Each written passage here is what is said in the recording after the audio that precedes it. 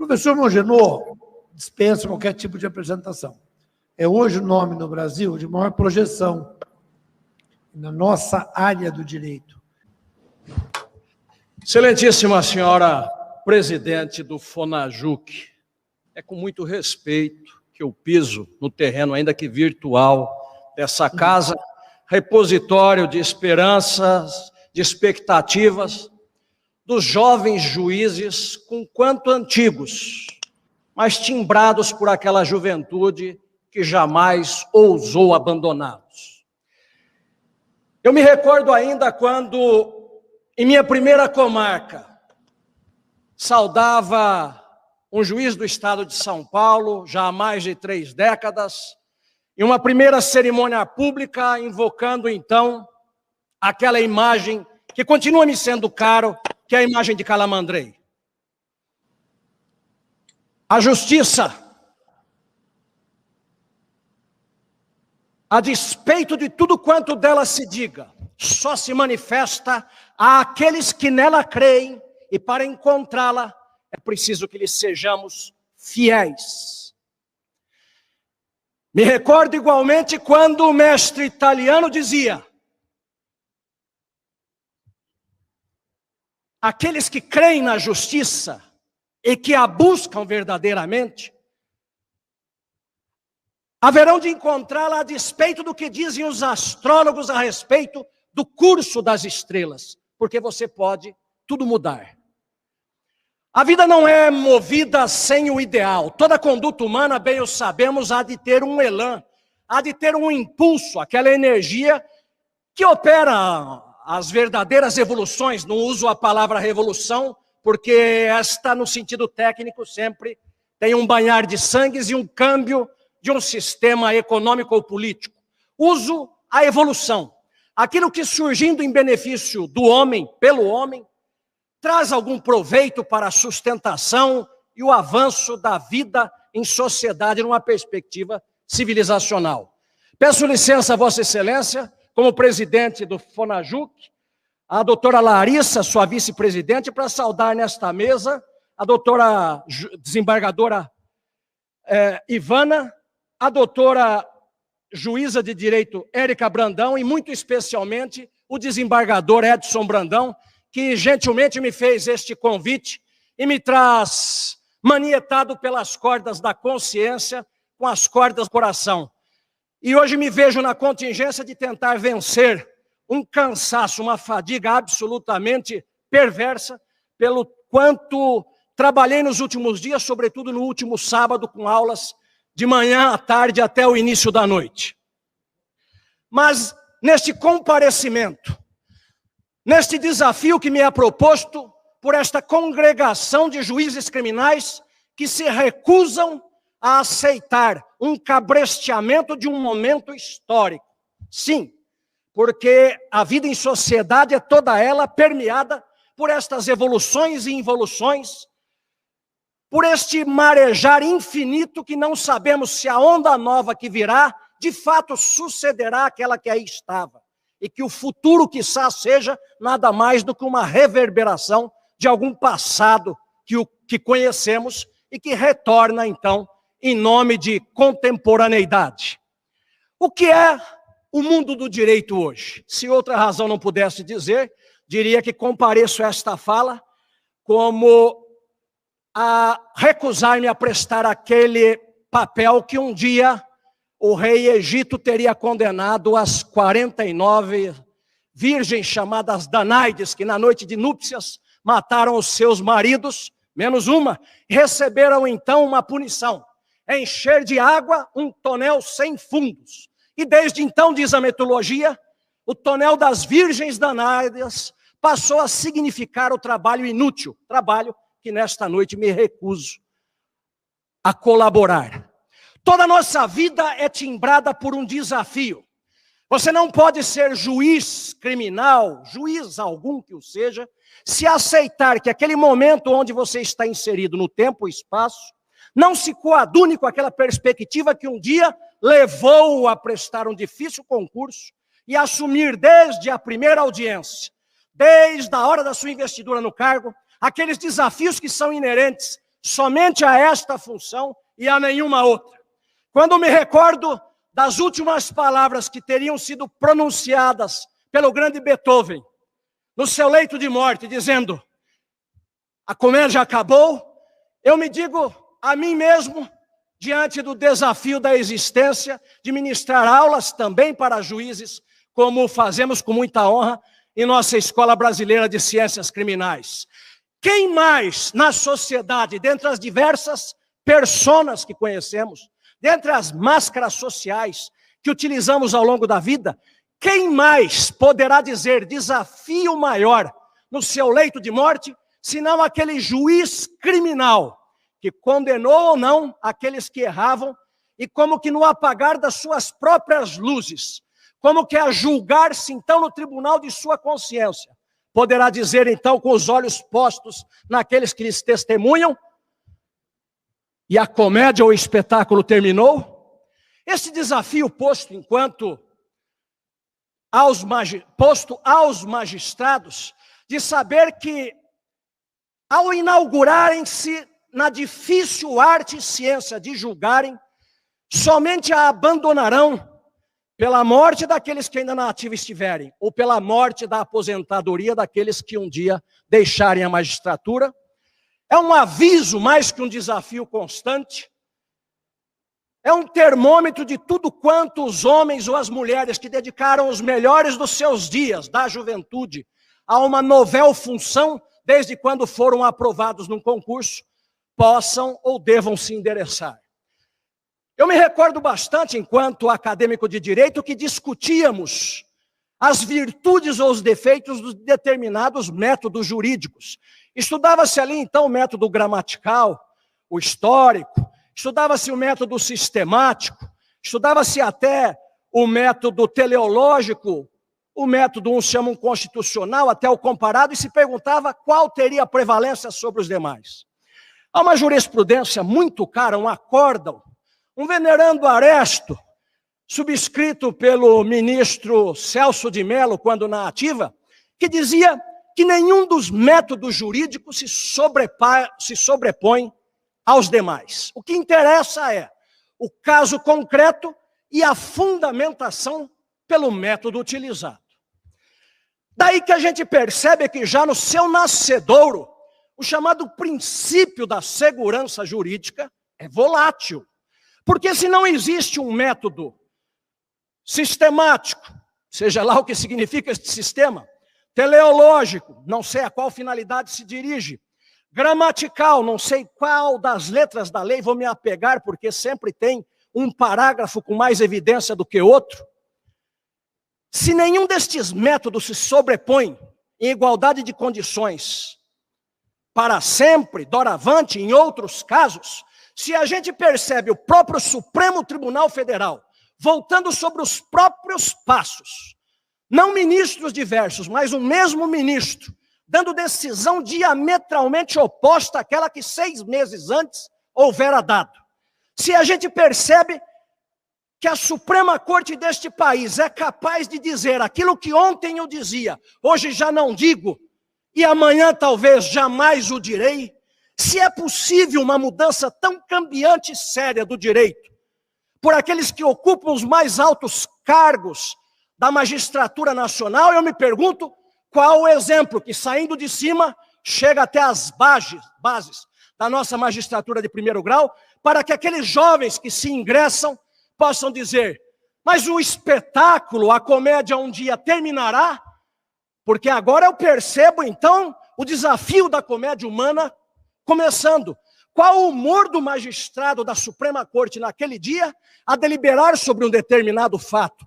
Quais serão os ventos inexplicáveis que transcendem das páginas jurídicas, da dogmática, que transcendem, que se volatilizam da história do direito, do aprendizado das faculdades, para constituir uma nova forma de fazer direito e entregar para a contemporaneidade, dizendo então ser fruto da chamada democracia. Bem, o princípio da segurança jurídica no Brasil não é sem razão que é pouco ensinado nas faculdades, porque é pouco compreendido e, sobretudo, porque é pouco aplicado. Muda-se o direito neste país com a velocidade do que os dias da semana se sucedem. Muda-se os meses do ano de forma tão ou mais veloz, tão ou igualmente veloz, como se sucedem os arrestos da Suprema Corte. E quando a gente fala em Suprema Corte e traz para o nosso mundo criminal, é inegável que tenhamos que perguntar, como quem se interroga o momento que nós vivemos, qual o último grande magistrado que lá esteve ou que lá está, que é oriundo das hostes da magistratura criminal, e que, não obstante, tem que decidir e dar o verbo do direito como um modelo de decisão para o país inteiro, se não tendo sido magistrado criminal, não tendo imergido neste tema, ficará sempre a refém e a reboque de uma assistência, ou de funcionários, ou por mais talentosos que sejam, terceiros, porque é um mundo por ele jamais trilhado. Ou o Supremo Tribunal Federal deva ser mudado para não mais ser submetido a discutir querelas que nascem na seara criminal, ou precisaríamos, quiçá, de um cursinho, ainda que breve, para noções elementares, para um civilista que ali chega, por brilhante que seja, não se pode amar dois senhores ou duas senhoras ao mesmo tempo. Amor é a devoção à justiça e precisamos que lhe sejamos fiéis. Ninguém pode ser leal e fiel a duas criaturas ou duas divindades tão diversas. Eu jamais conheci alguém que fosse um profundo conhecedor de direito civil e, ao mesmo tempo, de direito penal.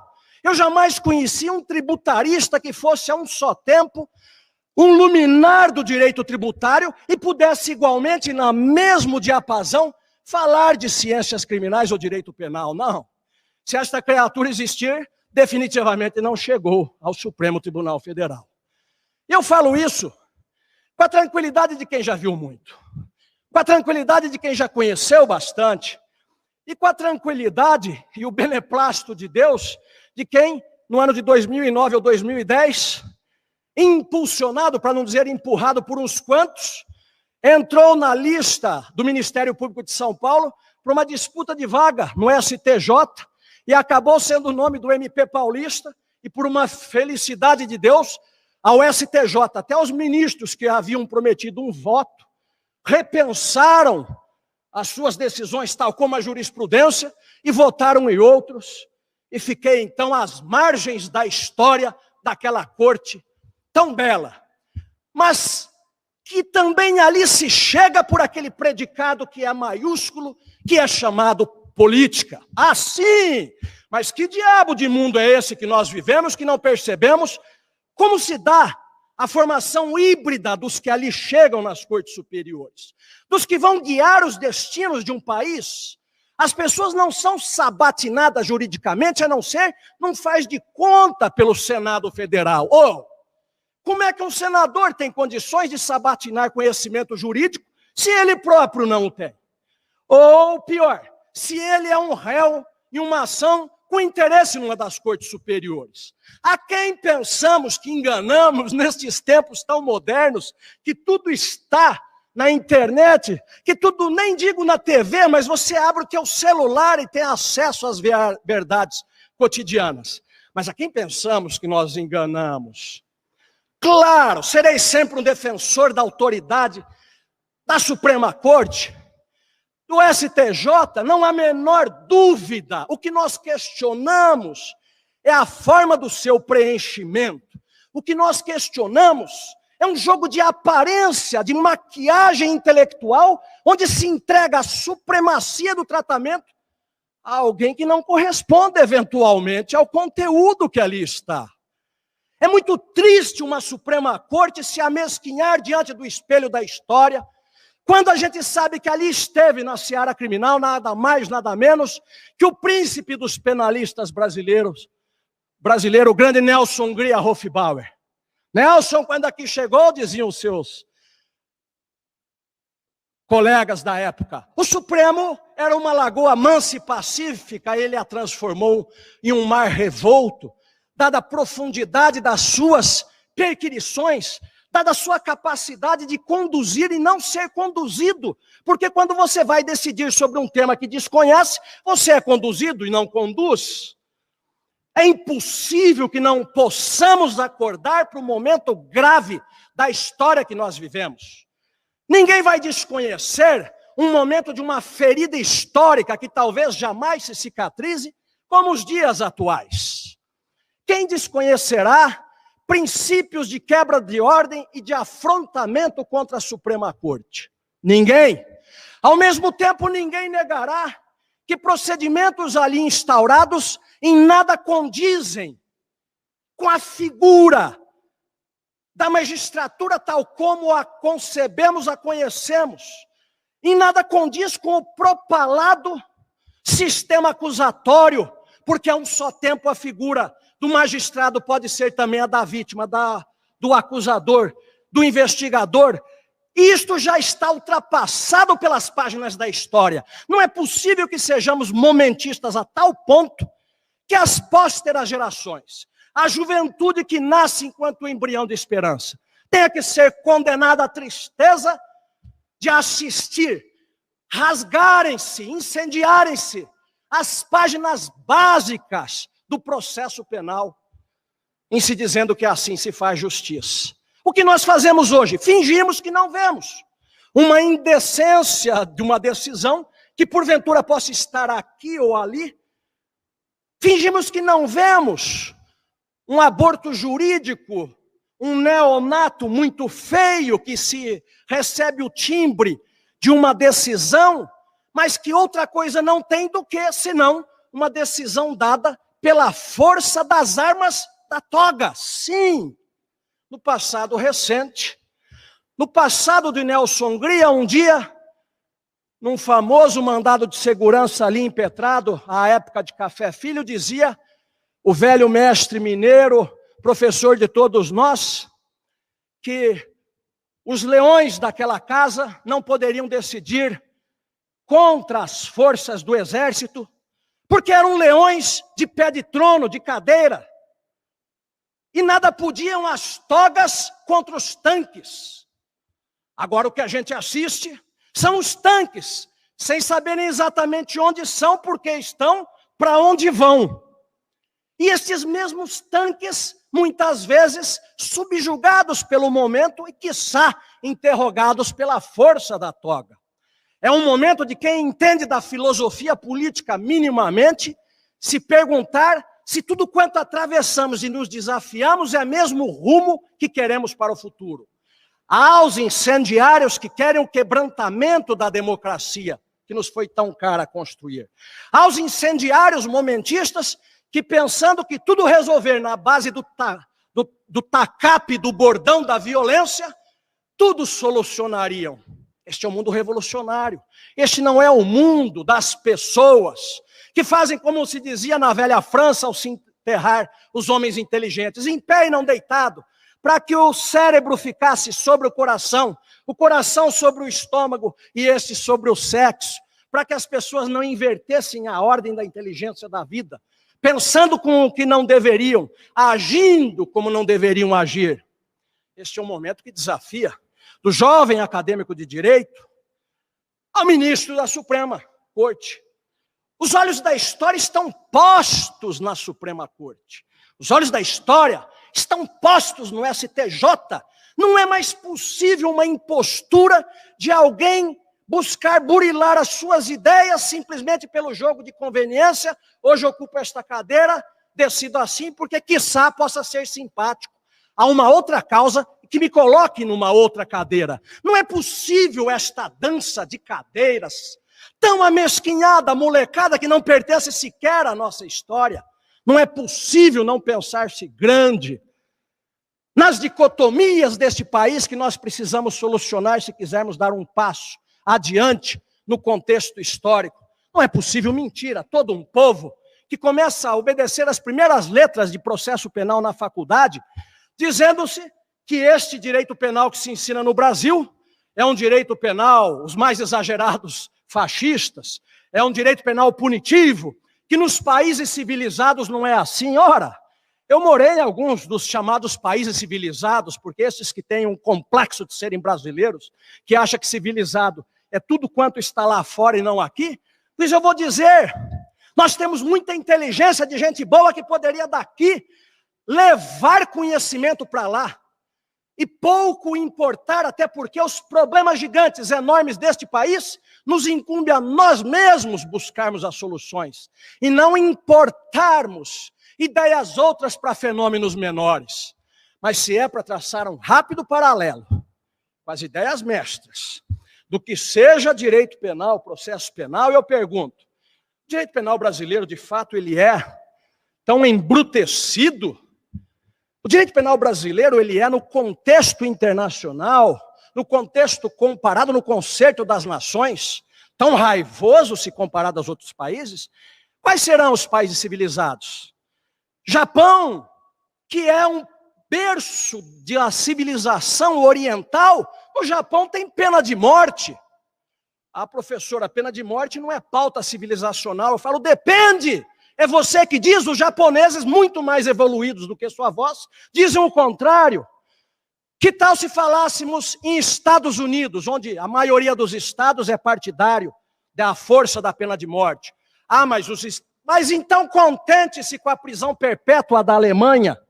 Ah, mas você não está feliz? Quem sabe você quer o duplo binário da França, onde uma mesma pessoa é condenada à prisão, à sortie, seguido, junto de uma medida de segurança. Ela cumpre a pena, se permanecer o estado de periculosidade, ela continua. Mas você não está satisfeito? Quem sabe a Inglaterra é um país civilizado, onde se pode punir gravemente um menor com 13 anos de idade.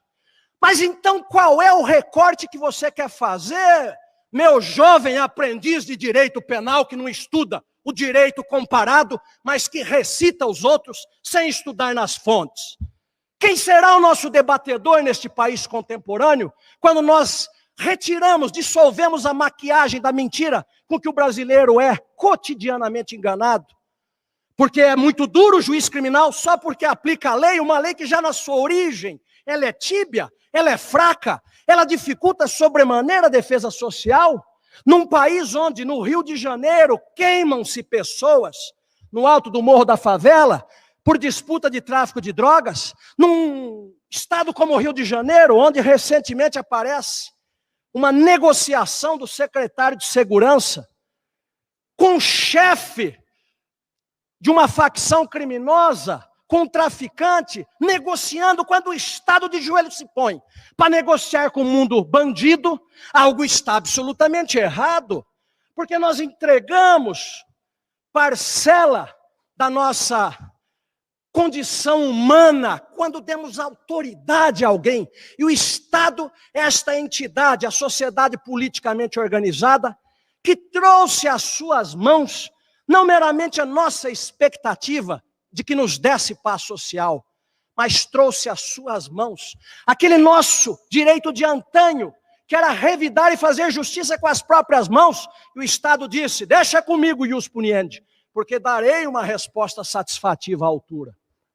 E que miséria que o Estado entrega, e que vergonha deplorável que o Estado faz, e tudo com nomes maravilhosos.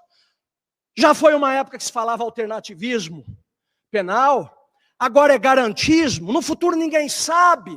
A gente observa, por exemplo, que boa parte, esse não é um discurso partidário de esquerda e de direita, é que o direito penal tem um veio distinto, como dizia o grande Gabriel Tarde, na França do século XIX, em matéria de direito penal, até o revolucionário é conservador. Ele que era um homem de esquerda. E a gente observa que neste duelo político, nesta luta do marisco com o mar, quem apanha somos nós. Porque quando algo que não seja a esquerda, que não necessariamente seja a direita, esteja no poder, a esquerda se fecha em copas e diz, que direito penal fascista? Mas que direito penal duro é esse? Cadê a proteção dos direitos fundamentais? Mas nos países onde a esquerda chega ao poder e para lá se manter, é o direito penal mais duro de todos, mostrando que entre a prática, entre a teoria a prática e a gramática. Há uma distância muito maior do que o espirro e o suspiro. Há os que se encantam somente pelo discurso da sereia, mas há aqueles outros que cobram. O que você está fazendo adiante do seu discurso? Quem é você? De onde você veio? Pois aqui na mesa eu digo, são mais de 30 anos de serviços postos à sociedade. É uma ciência de observação, é um empirismo, é uma análise cotidiana do que se acontece no país. Ou aqui existiria alguém com algum déficit mental ou déficit moral que postularia uma pena para alguém imerecidamente? Não. O que existe é uma defasagem entre a necessidade e a expectativa de direito que podemos entregar.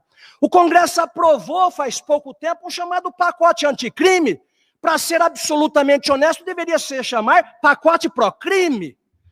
Mas engabelaram trocando a etiqueta. O produto é pró, mas a etiqueta diz que é pacote anticrime. Colocaram o ex-juiz, ministro Moro, para buscar no Congresso a aprovação, dizendo que depois sofreria muitos vetos. Não sofreu veto nenhum.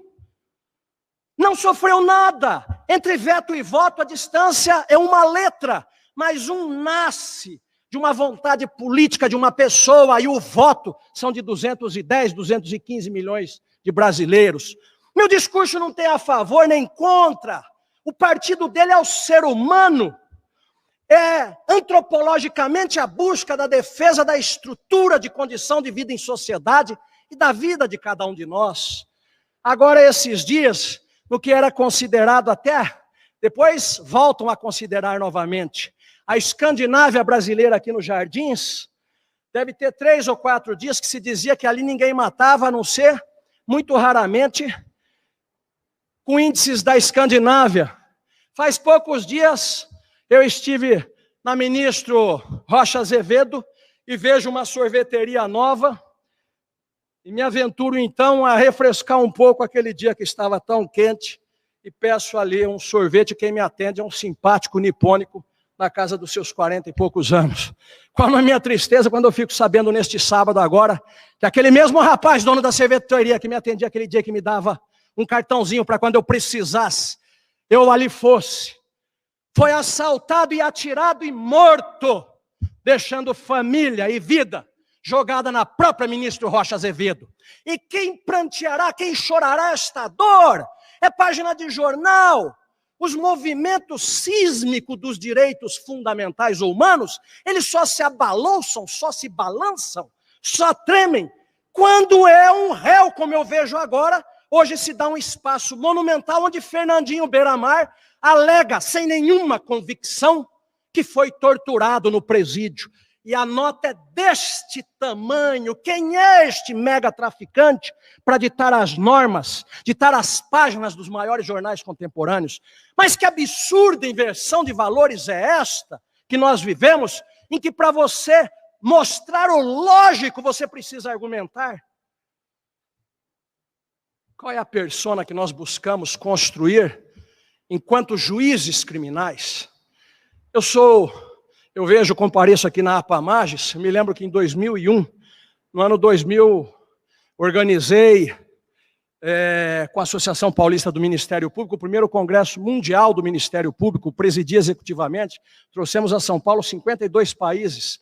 No ano seguinte, em 2001, para que se faça o paralelo, nós tínhamos uma sinergia de alguma proximidade com a APAMAGES, com a Associação dos Magistrados, e veio uma juíza que terminava a Escola da Magistratura de Bordeaux, na França, e terminou na APAMAGES. Depois de alguns dias, ela é espantada, porque ela conhecia a figura do juiz julgador, mas ela não via o juiz acusador, como é na magistratura francesa, o magistrat de parquet, o magistrat debout, que é o promotor de justiça ou o procurador da República, o membro do Ministério Público, que é a raiz de toda a estrutura, tal como temos na Itália igualmente. E aí os colegas da magistratura aqui disseram, no Brasil é dividido, uma coisa é Ministério Público, a outra coisa é magistratura. E ela atônita ficou, e eles então pediram se eu poderia recebê-la, e a recebi por alguns dias, para apresentar um pouco esta figura bifronte brasileira, que uma coisa é o Ministério Público e a outra é a magistratura, sendo que fomos benditos e batizados pela mesma Deus Temes que nos concebeu para alteá-la. Somos filhos dela e a ela juramos, em nome do interesse público, a mesma fidelidade. E não pode passar num coração ou na consciência de um ministério público um ser partidarista, se ele não conseguir ter a grandeza de um magistrado para analisar com a imparcialidade necessária. E não se fala em imparcialidade, se fala em parcialidade necessária. O que deva ou não deva ser condenado é porque ele é ou um carente moral ou um carente de conhecimentos. Quando na França, quando na Itália, você fica 6 meses de uma função e depois sem nenhum problema vai 6 meses julgar ou vai 6 meses acusar, é porque não há nenhum dissenso moral ou intelectual, a escola é absolutamente a mesma. E é por esta razão que nós reorganizamos esta ideia, esta cultura, em nossa escola de altos estudos em ciências criminais, onde ninguém ensina a se condenar inocente, que isto é uma monstruosidade moral. Aplicar a lei é o fito, não meramente de um juiz, não meramente de um promotor, mas deveria ser um pressuposto da cidadania. Ninguém pode ser grande juiz, grande membro do Ministério Público, se não for ao mesmo tempo um consciente cidadão. Até quando vai se enganar o povo, se dizendo que passar em primeiro lugar no concurso, porque sabe normas jurídicas, é sinônimo de ser bom juiz ou bom promotor? Quando nós sabemos que nenhum método jurídico para impede per si. Quando nós sabemos que o Supremo é variante nas suas decisões. Quando nós sabemos que você pode fazer, como dizia Calamandrei, fundamentar maravilhosamente bem e decidir terrivelmente mal. Oh, meu Deus, invoquemos então o Pai superior. Quantas decisões que trazem recortes, não meramente de doutrina nacional, mas recortes de doutrina importada, fazendo um repositório de informações, para ao final você passa pelo inglês, pelo francês, pelo italiano, pelo alemão, e você decide pessimamente em português. A culpa é da magistratura? Em absoluto. Eu distingo grandemente a magistratura das cortes superiores. Pouco importa que a Constituição diga que o Supremo, do ponto de vista moral e intelectual, é a mais alta esfera da magistratura. Eu vejo um dissenso abismal entre um recém-ingresso numa magistratura estadual e um antigo ministro do Supremo. O recém-ingresso numa magistratura estadual aceitou o fair play de um concurso dificílimo com milhares de candidatos. Não teve perrengue político a passar, não teve beijamão a fazer, não houve salamaleque que justificasse o seu ingresso. Ele passou por méritos, e ele tem um compromisso em nome dos méritos que levaram àquele cargo de bem servir a sociedade. Os méritos que levam à Suprema Corte, no papel, são românticos. É como dizia o próprio ministro Cardoso, política e direito não conversam na teoria, mas na prática bate um papo danado. E eu digo mais, se amaziam, só não geram filhos porque sairiam deformados, feios moralmente, pessimamente horrendos. Quando a política entra dentro da casa do direito, diziam os velhos penalistas, é a justiça que esbaforida foge aos céus, que é o lugar dela. Como dizia o grande Pietro Helero, julgar é usurpar uma função de Deus na terra e assumir o peso das suas decisões. Não é brincar de política. Não é brincar de um terreno que não lhe pertence. Não é fazer bicéfalo, este bucéfalo da política que se quer cavalgar, onde uma cabeça é da política e a outra, quando você vende a sua jurídica, também é. Onde todas as decisões são ao sabor da conveniência. Mas contra quem me dirijo? Me dirijo ao momentismo, não me dirijo a ninguém, porque me aplico muito o que dizia o grande Paulo Francis, nunca julguei ninguém importante o suficiente para eu ter como inimigo. Eu digo que esse é um problema gravíssimo, que os homens com algum brio, que sobre um fiapo de dignidade que seja, que não gritem, eu quero este barrete icônico para mim, eu quero esta carapuça para enfiar na minha cabeça, mas que possa ao menos dizer, mas que raio que estou fazendo da minha vida? Essa comédia vai até onde? Eu não corro riscos? Eu não tenho receios? Que país é esse? Sem precisar evocar a frase do cantor popular. Eu via a distinção feita aqui, muito bem, entre juízes de primeira instância e as cortes superiores. Estão querendo o quê? Algaritmar os magistrados, darem as decisões pelos magistrados. Para que concurso? Os computadores podem decidir com mais precisão, coloca-se ali os algoritmos.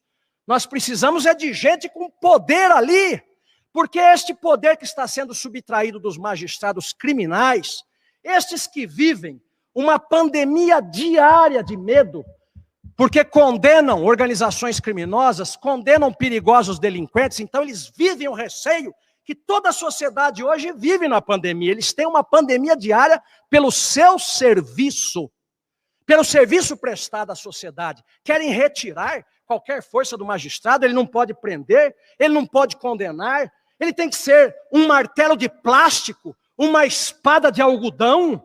Mas que magistrado vai assim se manter? Não precisa nem ser criminal, é possível. A hora que ele fizer uma partilha de bens e dizer, na hora que ele decidir que a causa civil é deste, e ele vai ficar com uma fazenda, com um carro, e aquele outro vai ficar vendo navios, e não tiver a força por trás dele, o exército, a marinha, a aeronáutica, a polícia, é como eu digo, ele tem que olhar para o céu e perguntar, e agora, senhor, o que eu faço? E ouvirá uma voz celestial, correi. Correi, porque sem força, sem alguém que lhe dê amparo de força, sem uma espada forte, aquele contra quem você deu a decisão vai lhe pegar onde você estiver. E vai lhe agredir, vai lhe bater e vai lhe matar. E observa agora que a Suprema Corte é feita por homens, porque receiam e com justa razão de serem agredidos em ambientes públicos, e com justa razão. Mas ninguém para a pensar que o Brasil está virando um pandemônio, uma caixa de abelhas. Se o mundo está absolutamente enlouquecido, esquizofrênico, o país está de uma forma triplicada. Ninguém sabe como acordamos no dia seguinte. A realidade tem se alterado com a velocidade das decisões do Supremo. A gente observa que a própria Suprema Corte só vota mesmo, fechado, quando o pelo de cada um dos ministros que ali estão está em jogo. Aí é unânime. Quando um avalentoado deputado federal desafiou a todos com bravatas impertinentes, ainda que aquela decisão da Suprema Corte fosse afrontosa ao tudo quanto ensinamos ao longo de décadas de processo penal, parece que todos os ministros pensaram, se nós não fizermos assim, qual é o próximo passo? E como todos pensaram da mesma forma, tal como nos velhos júris, que por unanimidade se decidia, pela primeira vez eu vejo uma decisão unânime, porque o direito era unânime, me parece porque o risco era unânime. E não sou sequer capaz de ousar de dizer que estavam equivocados. Eu entendi por que o direito mudou naquele dia, para aquele caso, porque era o pelo de cada um em jogo. E não adianta falarmos, era a democracia que tremia. Não, a primeira democracia sou eu. Eu olho para o espelho e digo, moço bonito, chegou aqui ao Supremo. Moça bonita, imagina, colega de outras moças naquele concurso, só você chegou aqui. Todos nós, você é genial, um grupo de 11 geniais. Nós temos que nos proteger, porque esse povo está ensandecido. E eu pergunto, e o pobrezinho da favela, que é honesto e trabalhador? E a jovenzinha estuprada nos cantos da noite? E os pais que perdem os seus filhos? E o patrimônio suado, tomado e logrado pelo criminoso de colarinho branco, que é colocado com facilidade na rua, com habeas corpus generosos, como se as penas já não dessem penas, os habeas corpus são também habeas alma. Não meramente te tiro da prisão, como também faço uma benzeção que você é uma das mais santas criaturas, como dos mais honestos homens que este mundo já conheceu. Preciso transcender um pouco das páginas do direito. Direito a gente já sabe mais ou menos como é. A gente tem que saber agora o que é que nós queremos para o país. que foi abandonando a verdade real para entrar na verdade negociada, formal, que não é verdade alguma, abandonou-se o rito para chegar-se ao resultado. Em vez de eu buscar a estrela da verdade real, aquele fanal, aquela esperança, o que é certo, o que é errado, o preto no branco, não. Eu não tenho condição de provar uma coisa, você pensa ser um risco provar outra, a gente faz como naquela história bíblica, como o filho é meu, mas eu tenho receio de perdê-lo, e você diz que é seu, e o rei quer cortar no meio, eu até daria a minha parte, mas agora o rei Estado corta a justiça no meio, faz de conta que fez justiça, faz de conta que está resolvendo.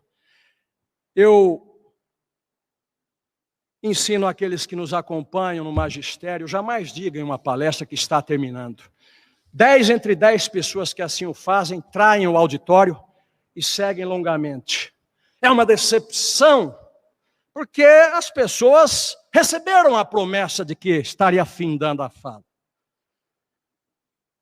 Então eu só digo uma coisa. Quando se diz da figura do juiz de garantia, já é uma maldade etimológica na sua origem. Por que não disseram um defensor coadjuvante? Por que não um defensor de garantias? Um auxiliar de garantias? Um fiscal de garantias? Não. É um juiz de garantias. E o que são vossas excelências? Desconhecem a Constituição, não foram sabatinados pela Constituição, não sabem que a Constituição, como dizia o grande Carl Schmitt, mas além do que a divisão dos poderes do Estado é o reconhecimento dos direitos fundamentais ali esculpidos, mas então ninguém sabia, tem que surgir agora uma moçada metida inteligente para dizendo, agora sim, temos juízes de garantias. Garantias para quem, ô boca aberta? Garantia para quem, ô jovenzinho? Você não quer testar ser policial na Espanha, quando a legislação se tornou tão fraca, que diz que em hipótese nenhuma se poderia se colocar algema. Morei lá por 2 anos, num rapaz com menos de 18 anos, porque ele era menor de idade. Então um rapaz ameaçou matar a avó ou a mãe, e a polícia foi lá decidida a convencê-lo a não fazer mais isso, porque era muito feio. Acho que ele já tinha esfaqueado. Quando eles chegaram lá, e o jovenzinho de 17 anos, tinha 1,97 m, pesava mais de 100 quilos, já deu um pescoção no primeiro policial, no segundo, e alguém dizia, não pode algemar. Manda o juiz para cá, manda o legislador para cá, manda o presidente para cá. Quem é que vai tirar esse monstro? Ah, mas ele só tem 17 anos. Você vai acreditar no testículo da lei ou na realidade flagrante na sua frente? Você vai solucionar ou você vai filosofar? Quem é que dá a solução diante do problema concreto? Ameaça explodir uma bomba dentro do Supremo e vocês vão ver o discurso de garantismo terminar em 5 ou 10 minutos. Ou cada um dos ministros vai morrer com a Constituição debaixo do braço porque rezou respeitar os direitos fundamentais. Quando o lindo pelo de cada um está em jogo, todos nós somos humanos. E a nossa autoridade só permanece enquanto vivos estivermos. E virá o belo discurso. Bom, para garantir as garantias dos terceiros, para garantir as garantias da cidadania, eu preciso ficar vivo, eu Supremo. Então, nesse caso, posso flexibilizar direitos e garantias e mandar dar um aperto no terrorista que diz que vai nos explodir. Essa questão suscitada na Alemanha, essa questão suscitada na Espanha, ela cabe negativa somente enquanto floreios. Uma vez eu dava uma aula numa pós-graduação em Curitiba e um apressado dizia, professor, é muito perigoso o senhor falar isso, porque os policiais falam, perigoso é viver, Riobaldo, leia Guimarães Rosa, perigosíssimo viver. Todo mundo já ouviu de tudo, dentro da lei, fora da lei, agora inventaram uma expressão, 4 linhas da Constituição. Perigoso é manipular com o direito, manipular com a inteligência humana. E se eu pudesse ser sincero para esse rapaz, eu diria, manipular com a sua própria ignorância. Porque a inteligência passou distante daquela cabeça, porque se fosse ele como ministro do Supremo, pensaria de forma muito diversa. Ninguém oferece o seu lindo pescoço em holocausto a causa nenhuma, como a dizer da história, herói é aquele que não teve tempo de fugir. E sobretudo heróis de gravata, heróis que não pegam no pesado, heróis que têm um séquito de gente para fazer força, heróis que sabem se fizer assim, tem a polícia, tem o exército. Estes heróis eu também os conheço. Rui Barbosa falava de algumas figuras, não dessas, que ninguém apresente além da cabeça. Heróis de farromas, estadistas de bravatas. Só em uma coisa tem verdades, em não serem verdadeiros nunca. Abraçam a Deus e o diabo com o mesmo carão de boneco de vitrine. A quem os que engabelam a pátria pensam que engabelam? Se forem homens razoavelmente qualitativos, haverão de pensar que engabelam muita gente iletrada, muita gente desinformada, mas não engabelam a todos, não engabelam os que têm uma mínima condição de enxergar. Que falta que faz o grande Nelson Hungria para transformar as águas plácidas no mar revolto do Supremo?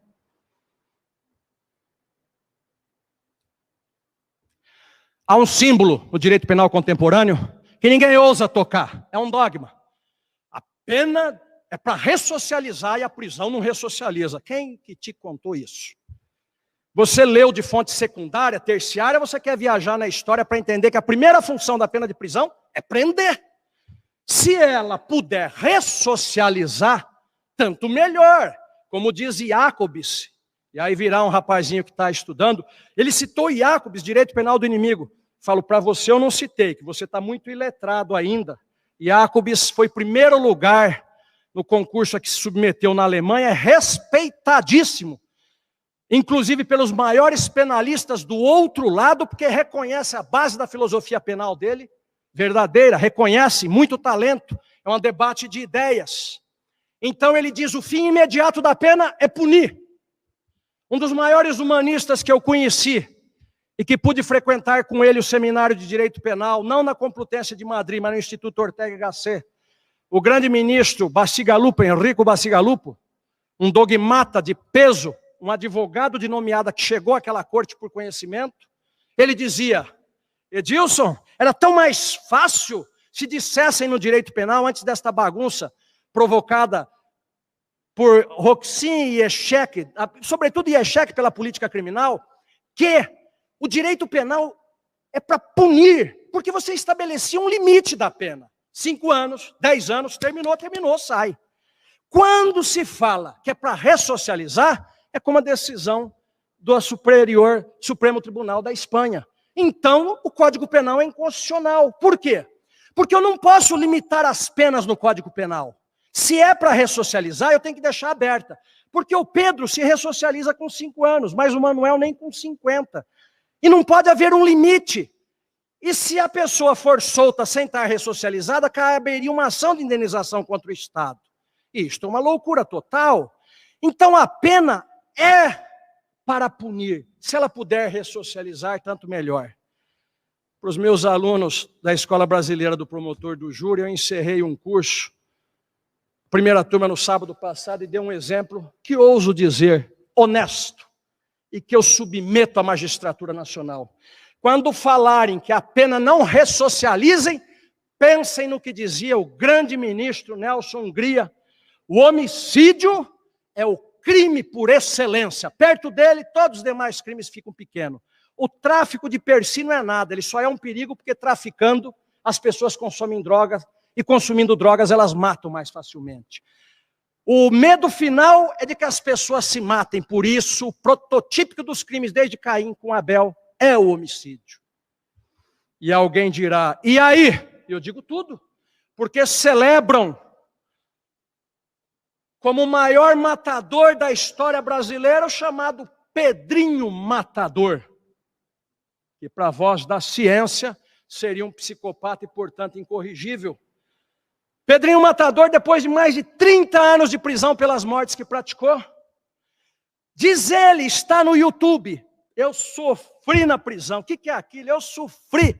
E porque eu sofri, eu nunca mais quero voltar para lá, eu não quero voltar para lá, eu nunca mais voltarei. E agora eu estou convertido, ele é youtuber e ele se diz convertido a Deus, ele dá conselho aos jovens para que estudem e jamais entrem ao crime. Pedrinho Matador, pode voltar a delinquir? Pode. Quem conhece do futuro é o profeta, ou é Deus? E Deus é que conhece, o profeta tenta adivinhar.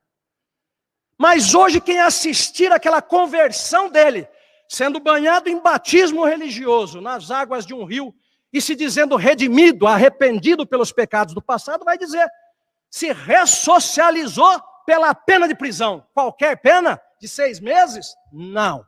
Para crimes graves, uma pena compatível. Nem mais, nem menos. Afinal, matou 100 e tantos, não poderia sofrer uma pena de 100 e tantas mortes. Nem uma morte, nem prisão perpétua que o Brasil não tem. 30 anos de prisão é o quanto restou preso. Falei em Calamandrei, e Calamandrei dizia, o juiz é o direito tornado homem. Eu digo, juiz é o direito tornado homem ou mulher nos tempos da magistratura contemporânea. Na vida prática, só desse homem e dessa mulher posso esperar a proteção prometida pela lei, sob uma forma abstrata. Só se esse homem ou essa mulher souber pronunciar a palavra da justiça, poderei certificar-me que o direito não é uma sombra vã. Se o juiz não tem cuidado, a voz do direito é evanescente e longínqua, como a voz inatingível dos sonhos. Eles, os juízes, vistos por nós, os advogados. Quando os advogados, sim, se integravam convictamente, como ainda fazem alguns grandes, em um conceito de cidadania, de tal modo a enxergarem um palmo a mais além dos interesses do seu pobre cliente, sobretudo um pobre e rico cliente.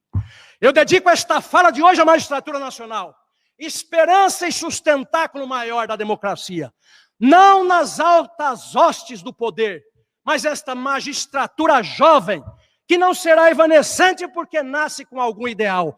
Esta magistratura dos jovens, que percebendo os modelos contemporâneos e não aceitando a corrupção, nem a financeira, nem de espírito, haverá de resgatar um dia aquela magistratura tão nobre que fez a história do judiciário brasileiro, destes juízes que por concurso ingressam e destes juízes que se aposentam pela força da lei. Muito obrigado.